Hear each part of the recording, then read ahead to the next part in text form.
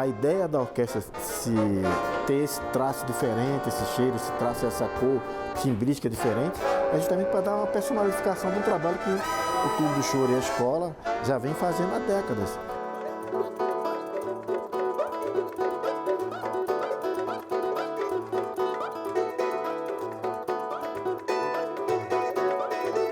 Então, assim, a gente pensa esse projeto, de fato, como uma extensão desses 26 anos de tradição aqui da escola e do Clube do Choro.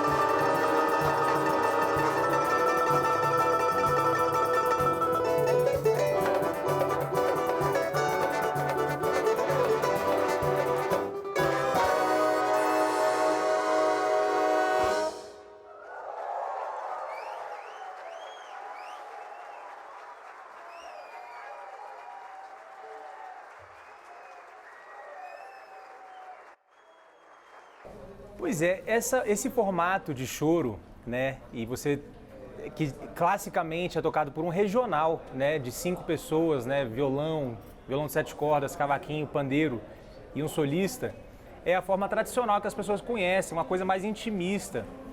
E tradicionalmente sempre foi essa formação que serviu a toda aquela era do rádio, né, que acompanhava diversos estilos musicais, os cantores que vinham, né, se apresentar nos programas de calouros. Então era uma opção, né, que as rádios tinham de conseguir atender a todo mundo de uma maneira econômica. Porque as orquestras na época, né, que as orquestras nos Estados Unidos estavam bombando, aqui as rádios também estavam, mas não tinham o mesmo poder aquisitivo, né? Então, a gente aqui agora está querendo trazer, de fato, esse ambiente grandioso da orquestra, mostrando, né, esse repertório do choro. E a nossa ideia, com todas as iniciativas que a gente vem fazendo ao longo dos anos, da escola, de formação de alunos, né, de mostrar a história do choro, esse ano é um ano especial, que a gente teve o choro reconhecido pelo IPHAN como patrimônio, né, do Brasil. Então ele entra como uma série de iniciativas que a gente sempre teve aqui cuidando do choro, preservando o choro, e a gente conseguiu agora todas as condições mais propícias, né?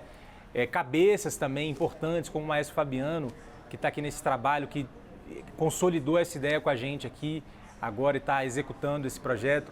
O Reco do bandolim já é uma ideia muito antiga dele. Eu lembro que desde quando a escola começou que ele tinha essa ideia de ter uma orquestra, né, tocando, né, essas músicas do Joaquim Antônio da Silva Calado, Anacleto de Medeiros, Chiquinha Gonzaga, e é isso que a gente está realizando hoje, depois de 26 anos de história da Escola de Choro, que já formamos milhares de pessoas, já lançamos um livro chamado Manual do Choro, né, que também foi espalhado aí para 20 países, e agora esse novo projeto que já começa vitorioso, reunindo 35 músicos, né? Então a gente está muito feliz com essa estreia aqui na nossa casa em Brasília, no Clube do Choro.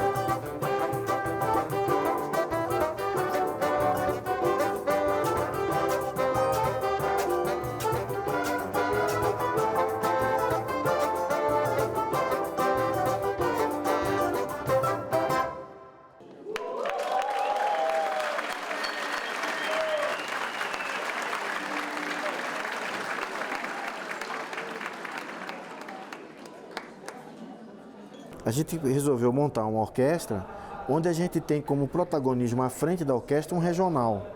o regional é o último e lampejo de sobrevivência desde o início da era alta do choro até chegar a gente. Foram eles que conseguiram trazer o choro até a gente. Porque as orquestras de alguma ordem, elas já existiam nas rádios, na era alta do rádio. Quando isso foi se esvairindo, os regionais foram o ponto econômico, como bem falou o Henrique. Porque você podia fazer de um regional, acompanhar qualquer cantor, sem mesmo até precisar de arranjo, ter a figura do arranjador. O arranjador, o próprio grupo chega lá e resolve a parada com o cantor, com os cantores. Então a orquestra nasce com esse tom de ineditismo. Tem um regional da frente, protagonismo na frente, nesse caso o choro livre, e uma orquestra de sopro, que não está caminhando para uma orquestra de formação de big band, porque ela tem instrumentos para além do big band. Você vai ter instrumentos como o bombardino, que não está presente nessa edição, mas está previsto nos arranjos. A gente tentou pensar junto na estreia o off-clade, mas não achamos um cara para tocar. Tem um clarone, tem um clarone.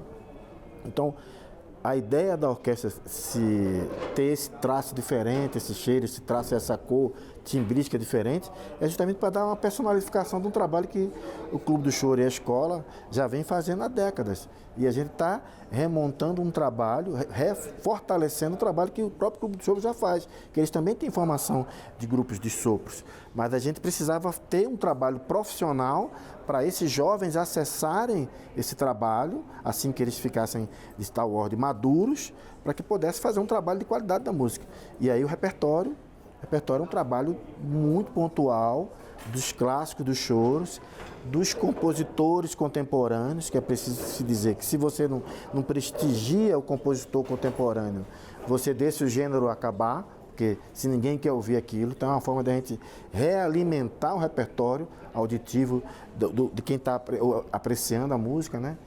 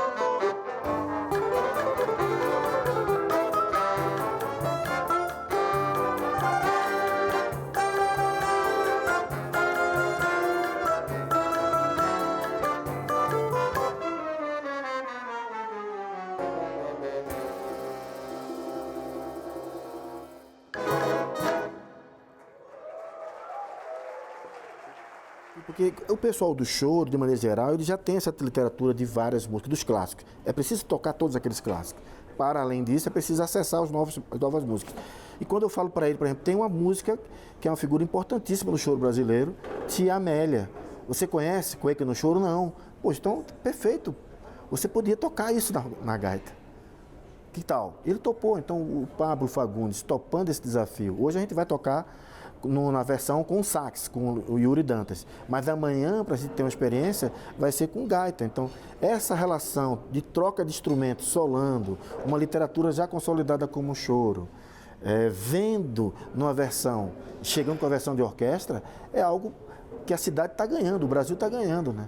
A gente não está chutando para o alto, a gente está fazendo um trabalho de consolidação, educativo, salvaguarda, e preservação, principalmente, porque preservar porque tem a literatura e salvaguardar porque a gente está usando esse bem e está protegendo ele de forma real, já que ele foi patrimonializado e aí está em busca de ir para ser, assim como o frevo, também tombado pela Unesco, que é uma coisa que seria fantástico para o choro, vai ser fantástico para o choro, que já tem uma projeção mundial, ainda ter esse selo, né?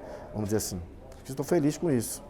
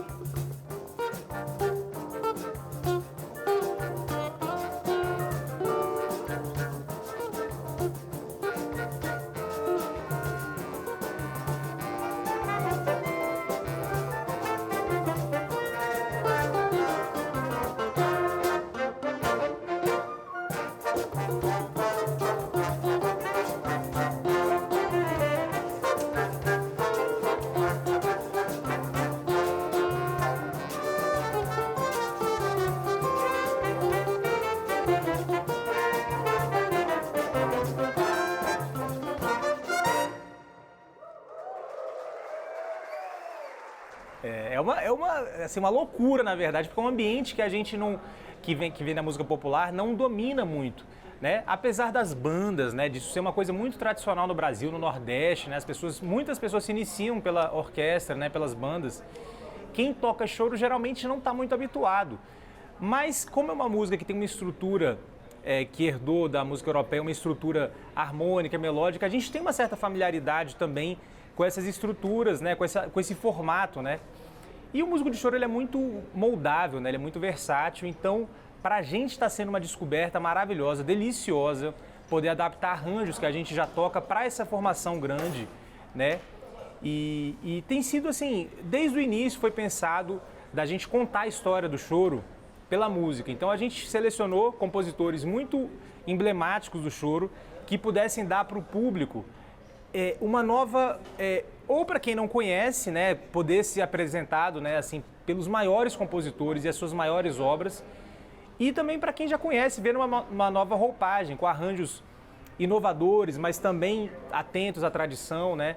Então, o que a gente faz aqui na escola sempre tem também um teor didático, de trazer para as pessoas de uma forma bonita, artística, cultural, mas também nisso está sempre esse teor de levar o conhecimento, sobretudo para os jovens, né? Que hoje em dia... Exatamente, que tem muito acesso a muita coisa, mas muitas vezes não tem uma espinha dorsal nos projetos. Então, assim, a gente pensa esse projeto, de fato, como uma extensão desses 26 anos de tradição aqui da escola e do Clube do Choro.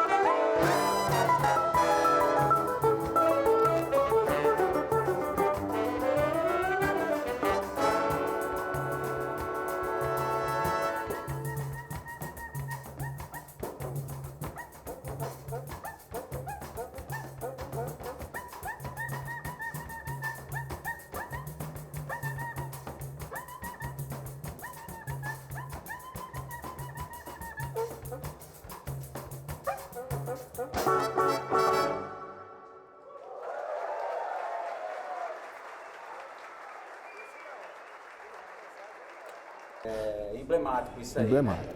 Essa foi proposital, a gente ter uma ideia muito bem pensada de quem está fazendo a gestão do projeto, um arranjo maravilhoso do Delano, Jacques Delano, E, pontualmente, essa figura do Reco, a gente tem que dizer assim que é uma figura que... a gente está na meca da música instrumental brasileira. Isso só se tornou possível, o Clube do Choro, se tornar isso, por conta de uma trajetória, por exemplo, dessa figura do Reco, do bandolim. Da persistência, da pertinácia, da perspicácia dele em dialogar dentro da estrutura social, dentro de pessoas que pensavam, que podiam colaborar para que a gente chegasse do choro, sair de uma informalidade e criar uma escola que está trabalhando há décadas, formando grandes músicos e que passa a ser uma referência, que poderia ser um modelo para o Brasil.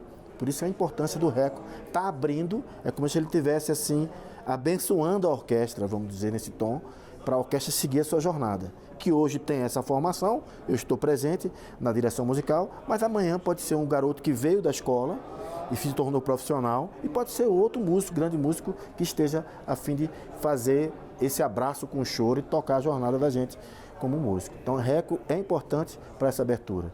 E, obviamente, seguiremos com as outras músicas que também são tão importantes como a figura do Reco, mas é para pontuar especificamente a figura do Reco nesse processo.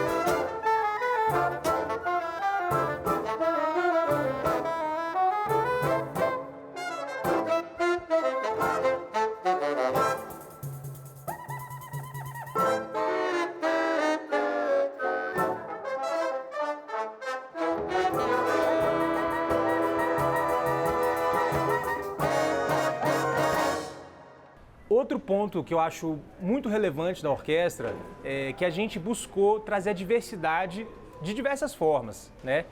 Na roupagem que as músicas estão sendo tocadas, né? Nos arranjos como eles foram elaborados, nos convidados que estão fazendo parte dessa estreia, né? A gente tem aqui os grandes músicos e uma grande honra contar com eles, Silvério Pontes, Bebê Kramer, que são músicos assim que a gente acompanha a carreira deles e fica muito feliz de ter eles com a nossa orquestra. E dentro da composição da própria orquestra, a gente fez questão de compor com um equilíbrio também de gênero, né? Que faz parte hoje em dia das nossas preocupações. O choro tradicionalmente sempre foi tocado muito mais por homens do que por mulheres, né? Apesar da gente ter mulheres importantíssimas no universo do choro, como a Chiquinha Gonzaga, né? A Tia Amélia, mas são poucas, né? Então a gente fez questão de estar atento também a essa pauta, que a gente não pode se furtar a buscar isso. Então o som só reflete essa ideia, né? De diversidade sonora, de diversidade de pessoas, né? Então a nossa ideia é que seja um painel do Brasil essa nossa orquestra.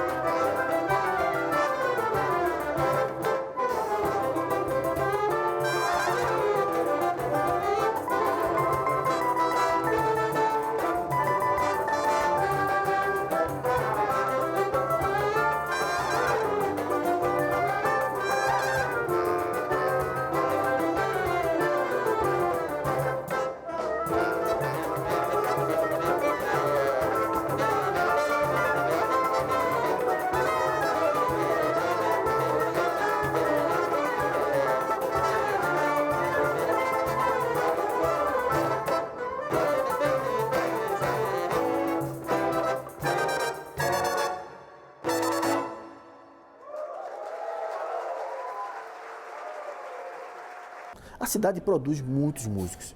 Eu tenho, para onde eu vou, eu sempre digo, gente, Brasília virou uma usina de músicos de corda dedilhada. Eu posso contar assim infinitamente quantos músicos tocam violão de 7 cordas, quantos tocam cavaquinhos, quantos bandos. São muitos. E isso não é qualquer lugar que faz isso. Brasília está nesse lugar. A gente não é o nascedouro do choro, mas passou a ser essa meca. E é preciso que se diga isso. Né? A gente tem o sotaque de Recife, a gente tem o sotaque do BH, tem o sotaque do Rio de Janeiro, São Paulo, o Brasil todo, o pessoal do Norte que também faz choro, o nordestino de maneira geral faz parte da formação do cara tocar choro, mas a gente ainda não tem um modelo como esse aplicado no resto do país. Isso, talvez seja isso, uma escola com seus grupos musicais, com um palco para experimentar a atividade musical e artística, na prática, dialogando com grandes músicos. Então, está tudo posto à mesa. O trabalho vai seguir, né? Isso aqui é legal. uma ideia, ela não pode ser uma mulher grávida que nunca dá luz. Só para a gente caricaturar. Ela tem que dar luz a uma criança saudável. Então essa orquestra nasce com essa perspectiva de ser uma criança saudável, que ela consiga amadurecer, que ela consiga crescer, que ela consiga se projetar e virar também uma referência. Não precisa estar com a formação original que está aqui, mas que ela se consolide, porque é um trabalho que as orquestras elas mudam de figuras. Entra um músico, sai outro, tá? Isso é normal. Mas ela ficando como mais essa árvore, vamos dizer assim, dessa grande coisa da música popular brasileira, que é o choro, para a gente está ótimo. Então é um desafio para o Clube do Choro manter uma orquestra como essa. É lógico que sozinho ele não pode, vai ter que ter a mão do Estado. O Estado tem que fazer o trabalho dele de salvaguardar. O Ministério tem que contribuir com isso, tem que achar caminhos para captar recursos, para profissionalizar esses músicos, para além da questão só de ser um trabalho sazonal. Montar uma orquestra que possa chegar a qualquer lugar do mundo com a música brasileira, dizendo, isso é uma orquestra deles, da música deles, com músicos deles, que formaram por eles. Fantástico. Então, é uma preocupação minha, lógico, de ter uma orquestra que ela tenha longevidade, não seja uma aventura, porque a música brasileira não é aventura. Ela tem cheiro, como eu falei, traço e cor. Sangraram muitos artistas vivendo dessa arte. Então a gente precisa respeitar a alma dessa música, desse gênero, né? Que a gente tem tanto orgulho, que é o choro brasileiro.